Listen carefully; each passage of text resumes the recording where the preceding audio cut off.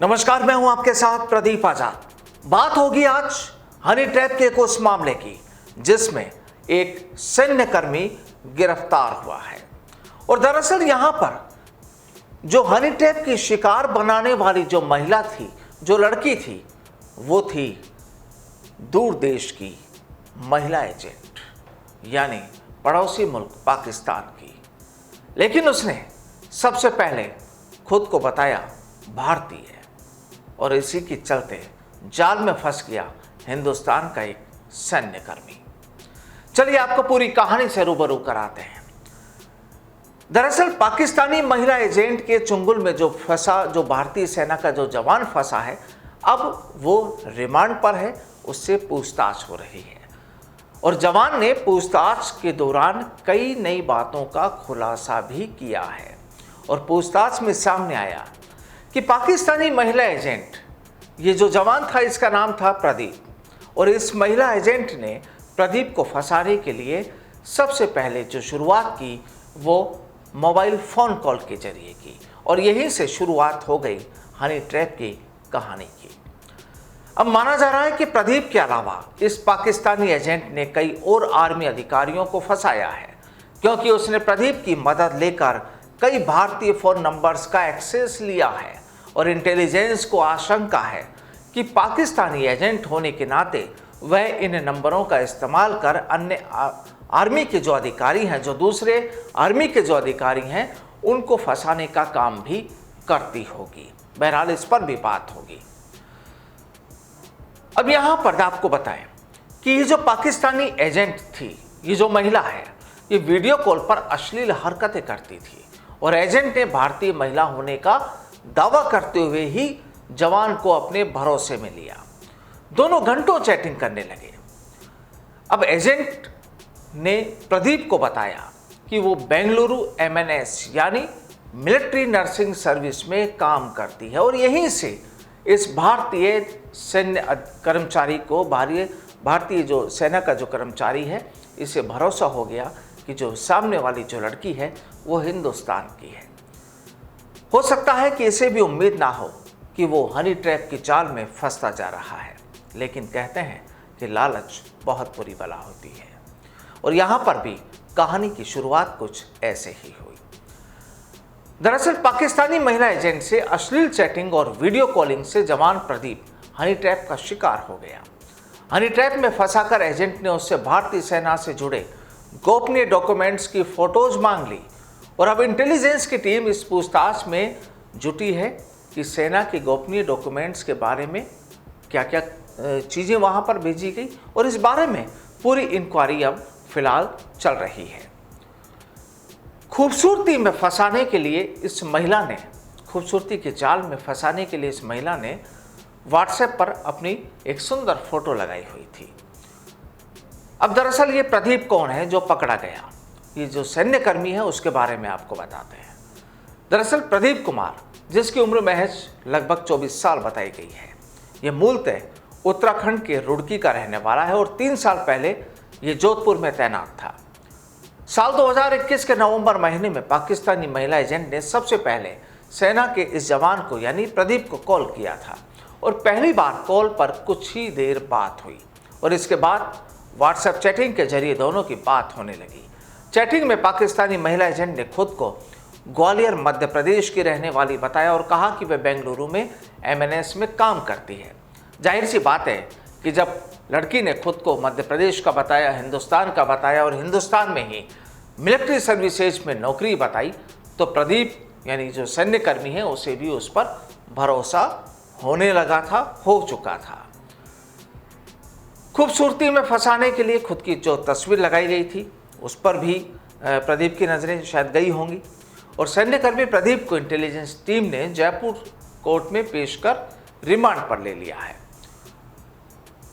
दरअसल एक phone call से शुरू हुई ये दोस्ती पाकिस्तानी महिला एजेंट ने प्यार तक पहुंचा दी। दोनों व्हाट्सएप पर चैटिंग, वॉइस कॉल और वीडियो कॉल करने लगे। हनी ट्रैप में फंसाने के लिए वीडियो कॉल पर पाकिस्तानी महिला एजेंट अश्लील हरकतों पर उतर आई थी। पाकिस्तानी महिला एजेंट ने दिल्ली आकर उससे मिलने और शादी करने का झांसा भी दिया था। यानी तमाम जो पैंतरे उस महिला एजेंट को फेंकने थे वो उसने फेंके और उसी की चाल में ये सैन्यकर्मी प्रदीप फंसता चला गया। अब पूछताछ में सामने आया कि महिला मित्र के कहने पर प्रदीप ने एक सिम के मोबाइल नंबर और व्हाट्सएप के लिए ओटीपी भी उसे शेयर किए और इसकी मदद से पाकिस्तानी एजेंट ने भारतीय नंबर यूज कर आर्मी के अन्य जवानों को अपना शिकार बना सकती है, ये आशंका है जांच एजेंसियों को। और इंटेलिजेंस की टीम ने जब आरोपी प्रदीप कुमार को रिमांड पर लिया, जब उससे पूछताछ हुई तो तमाम अब जो पूछताछ हुई है उनके तथ्यों की वो जानकारियां जुटा रही है। अब कहा जा रहा है कि पाकिस्तानी इस जो आईएसआई महिला एजेंट है अब तक करीब 10 लोगों को फंसा चुकी है। और जवानों को फंसाने से पहले अब इनका सबसे पहले एक चीज जानिए कि जब इस तरह की महिलाएं, इस तरह की पाकिस्तानी एजेंट किसी को फंसाती है तो उनका नजरिया क्या होता है, उनका स्टाइल क्या होता है, वर्किंग स्टाइल क्या होता है कि सामने वाले को वो अपने शिकार में फंसाकर उनसे वो चीजें जुटा ले जिनका टारगेट उन महिला एजेंट को दिया जाता है। दरअसल पहले इन्हें भाषा और रहन सहन की ट्रेनिंग दी जाती है, क्योंकि यही मूल चीज होती है कि जब आप कॉलिंग करते हैं, वीडियो कॉलिंग करते हैं तो सामने वाला तमाम इन चीजों को देखता है। इन्हें हिंदू नाम दिए जाते हैं ताकि आसानी से सेना का जवान इनके जाल में फंस जाए। यहां तक कि इन्हें मारवाड़ी और पंजाबी में बातें करने की भी ट्रेनिंग दी जाती है।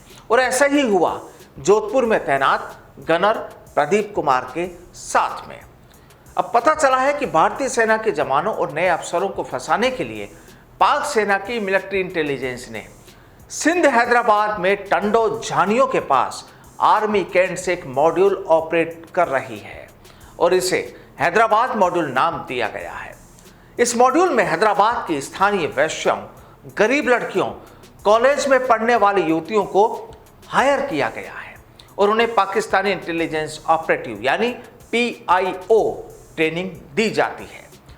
ये महिलाएं इतनी शातिर होती है कि स्थानीय भाषा में बात कर हिंदू देवी देवताओं की तस्वीर खुद दिखाकर खुद को हिंदू साबित कर जवानों को अपने चंगुल में फंसाती है, उनसे शादी करने का झांसा देती है और फिर न्यूड कॉल कर सेक्सटॉर्शन का शिकार बनाती है। फिर शुरू होता है यहाँ पर ब्लैकमेलिंग का गेम और फिर ब्लैकमेलिंग कर जवानों को हिंदुस्तान से गद्दारी करने को मजबूर कर दिया जाता है। अब जोधपुर सैन्य क्षेत्र से 3 दिन पहले जो पकड़ा गया गनर प्रदीप कुमार है, लगभग जो 3-4 दिन पहले जो पकड़ा गया था, इसने महिला एजेंट रिया, यहाँ पर महिला का नाम रिया बताया गया, कि जाल में फंसकर सारी सूचनाएं दे रहा था।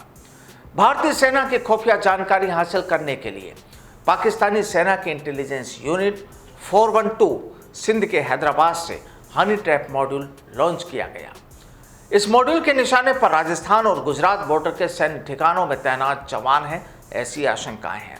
और इसके लिए पाकिस्तान की महिला एजेंट्स शादी का झांसा देकर हिंदू देवी देवताओं की तस्वीरें दिखाकर सैन्य कर्मियों को अपने जाल में फंसा रही है, ये भी खबरें हैं। और जाल में फंसते ही वे न्यूड कॉलिंग से जवानों की रिकॉर्डिंग कर उसे खुफिया जानकारी देने के लिए ब्लैकमेल किया जाता है। दरअसल ये कोई पहली घटना नहीं, इससे पहले भी कई इस तरह के मामले सामने आ चुके हैं जहां पर हनी ट्रैप का खेल खेला गया और इस तरह के जवानों को यहां पर फंसाया गया। अब खबरें यहां भी ये भी है कि PIOP में ट्रेनिंग के बाद इन लड़कियों को होटलों में रूम बुक कर दिया जाता है, वहां पर इन्हें मेकअप किट दिया जाता है और युवतियों को देखिए एक इनका तौर तरीका कि युवतियों को रिया, पूजा, अवनी, अनिका, हरलीन, मुस्कान जैसे नाम देकर हिंदू पहचान दी जाती है। और प्रदीप को जाल में फंसाने वाली मिलिट्री नर्सिंग सर्विस की नर्स बनी रिया अब तक करीब 10 लोगों को फंसा चुकी है और एजेंट बनाई गई ये युवतियां पाकिस्तानी सेना के कैप्टन रैंक के अफसर के अधीन काम करती है, ये भी खबरें हैं। वहीं इन्हें सोशल मीडिया में ओपन सोर्स इंटेलिजेंस के जरिए सोशल मीडिया पर भारतीय सेना, पुलिस, रेलवे, BSF से जुड़े लोगों की पहचान कर उनकी ID देते हैं। होटलों में छोटा मंदिर बनाकर शिव, पार्वती या अन्य देवी देवताओं की तस्वीरें लगाकर पूजा घर बनाती है। फिर पहले सामान्य वीडियो कॉल और बाद में न्यूड कॉल कर ब्लैकमेल किया जाता है। महिला एजेंट बाकायदा साड़ी और सलवार कुर्ती पहनती है या नर्सिंग सर्विस की यूनिफॉर्म वे जवानों से मारवाड़ी या पंजाबी में बात करती है और कुछ लड़कियां तो गुजराती तक में बात करती पकड़ी गई है। इन्हें स्थानीय भाषा भी सिखाई जाती है। इसके अलावा भारतीय मोबाइल नंबर यानी +91 का व्हाट्सएप बनाने के लिए आम नागरिकों से दोस्ती करती है। OTP हासिल कर लोकल नंबर का व्हाट्सएप शुरू हो जाता है। न्यूड वीडियो रिकॉर्ड से घबराया जवान महिला एजेंट के सामने सरेंडर कर देता है और इसके बाद उससे सेना के गुप्त दस्तावेज मंगवाने शुरू कर दिए जाते हैं।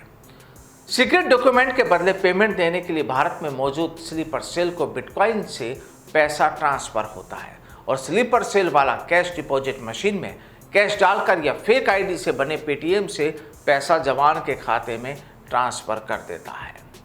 और पाकिस्तानी महिला एजेंट के निशाने पर सेना के जवान हैं। जाहिर सी बात है, जैसा कि आपको पहले बताया गया कि घटना पहली नहीं, इससे पहले भी कई मर्तबा इस तरह के मामले सामने आ चुके हैं। बहरहाल इंटेलिजेंस, भारतीय इंटेलिजेंस भी कम नहीं, उसे भी जानकारी है कि किस तरीके के खेल चलाए जा रहे हैं। बाकायदा ऑपरेशंस चलते हैं और यहाँ पर जब इस तरह के मामलों का खुलासा होता है तो ऐसे लोगों पर नज़र रखी जाती है, तमाम तरह की जांच होती है, इंक्वायरी होती है। लेकिन इस पूरे एपिसोड में आपको इस कहानी बताने का मतलब, उद्देश्य केवल यही है कि किसी भी अननोन महिला को जिनको आप जानते नहीं हैं, पहचानते नहीं हैं, और या सोशल मीडिया के जरिए अगर आपसे कोई अनजान महिला या लड़की कांटेक्ट करती है और इस तरीके की बातें करती है तो ज़रा सावधान रहिए, क्योंकि जाहिर सी बात है कि हमारे लिए सबसे बड़ा देश का मुद्दा है, देश की सुरक्षा का मुद्दा है। ये काफ़ी अहम है और बचना चाहिए कि इस तरीके के हनी ट्रैप के जाल में फिर कहीं कोई दूसरा ना फंस जाए। बहरहाल पकड़े गए गनर प्रदीप कुमार से पूछताछ का दौर जारी है और माना जा रहा है कि आगे भी पूछताछ के बाद कुछ और बड़े हैरान करने वाले खुलासे भी आपके और हमारे सामने आ सकते हैं। फिलहाल के लिए नमस्कार।